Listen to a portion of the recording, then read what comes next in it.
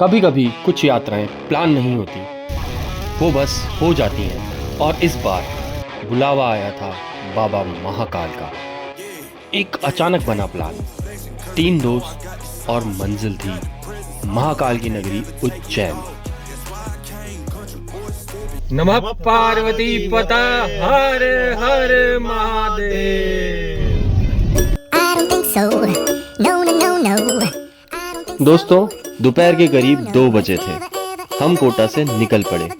मंजिल थी उज्जैन। लेकिन सच कहूं, इस यात्रा की सबसे खूबसूरत बात मंजिल तो थी ही सही, बल्कि उसका सफर भी था। जब हम निकले तब ये सिर्फ एक ट्रिप थी, लेकिन हमें नहीं पता था कि आने वाले कुछ घंटे हमारी यादों का हिस्सा बनने वाले हैं।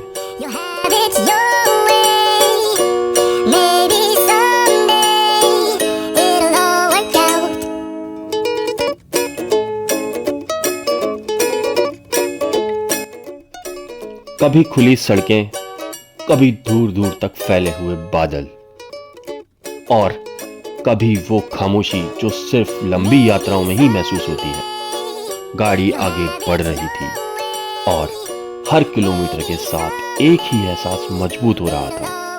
शायद सच में बाबा महाकाल का बुलावा आ चुका था।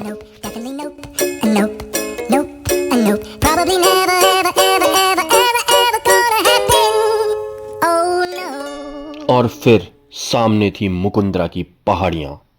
पहाड़ों को चीरकर बनाई गई यह सुरंग अपने आप में एक अद्भुत अनुभव है। पहली बार इस रास्ते से गुजरना और उसे कैमरे में कैद करना इस यात्रा को और भी खास बना रहा था।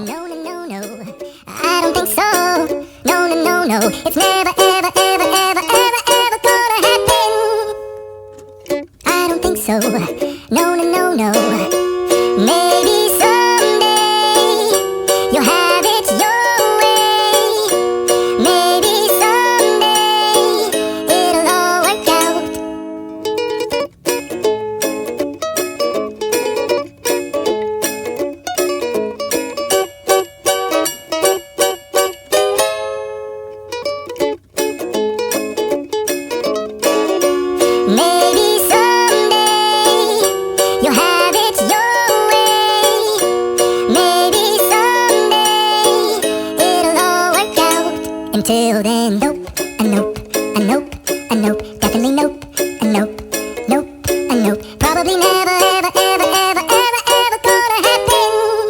Oh no,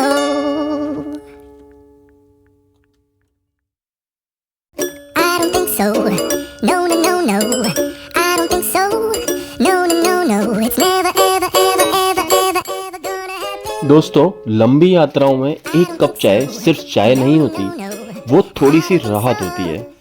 कुछ हंसी मजाक और फिर वापस उसी मंजिल की ओर जिसने हमें घर से बाहर निकाला था। और कुछ ही देर बाद मौसम ने भी अपना रंग दिखाना शुरू कर दिया था। हल्की हल्की बारिश, ठंडी हवाएं और सामने अनंत तक जाती सड़क। उस पल ऐसा लग रहा था जैसे प्रकृति भी इस यात्रा में हमारे साथ शामिल हो गई हो। और शायद महाकाल की नगरी तक पहुंचने का रास्ता ऐसा ही होना चाहिए।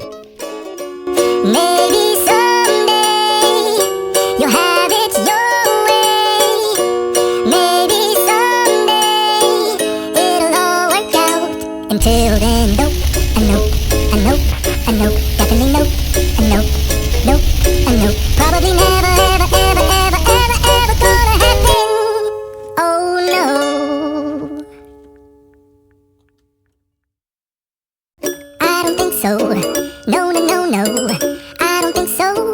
No, no, no, no, it's never, ever, ever, ever, ever, ever gonna happen.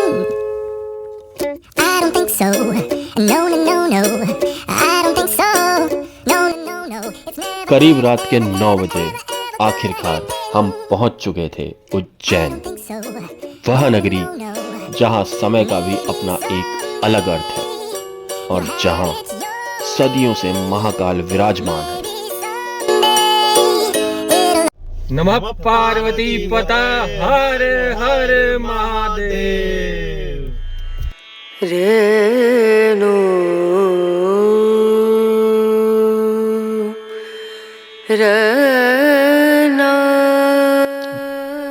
रात हो चुकी थी, लेकिन उज्जैन अभी भी जाग रहा था।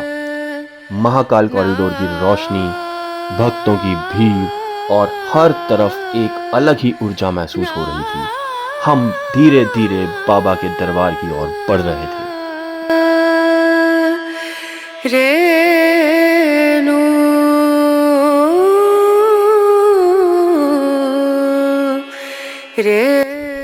जैसे जैसे दोस्तों हम आगे बढ़ते जा रहे थे, दिल की धड़कनें भी उतनी ही तेज होती जा रही थी। आखिरकार वो क्षण अब बहुत करीब था। पास हो चुका है, वही आए भैया लाइन में।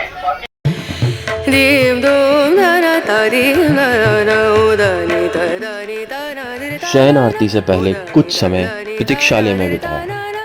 वहां बैठे बैठे एक ही बात बार बार मन में आ रही थी।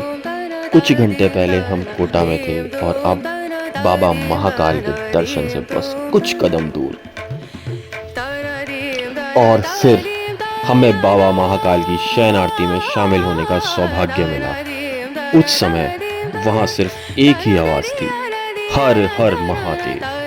कुछ अनुभव शब्दों में नहीं, सिर्फ महसूस किए जाते हैं।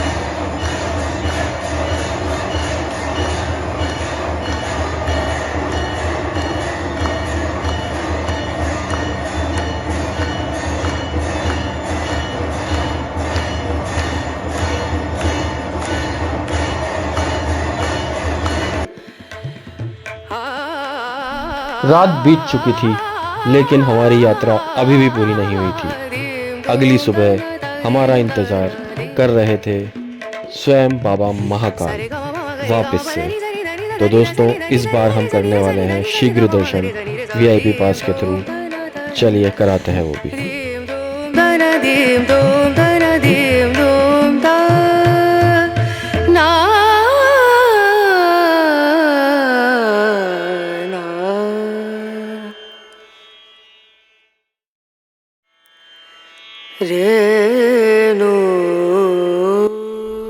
और दोस्तों, कुछ ही देर बाद हम बाबा महाकाल के सम्मुख खड़े थे। उस पल मन में कोई इच्छा नहीं थी, सिर्फ एक शांति थी। और शायद यही महाकाल की सबसे बड़ी कृपा है।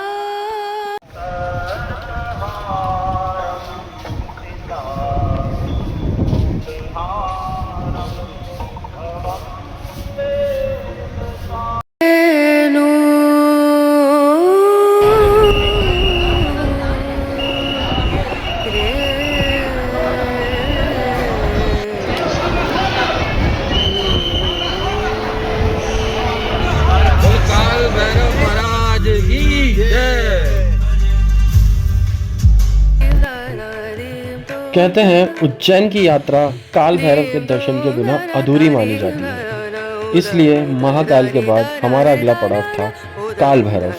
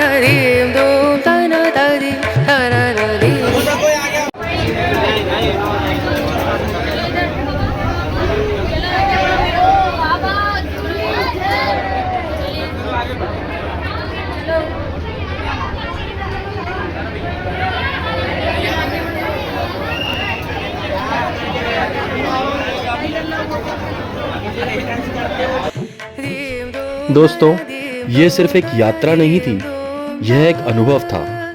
12 ज्योतिर्लिंगों की इस श्रृंखला का पहला अध्याय यहीं समाप्त होता है, लेकिन यात्रा अभी बाकी है। देखते हैं अगला बुलावा किस ज्योतिर्लिंग से आता है। हर हर महादेव।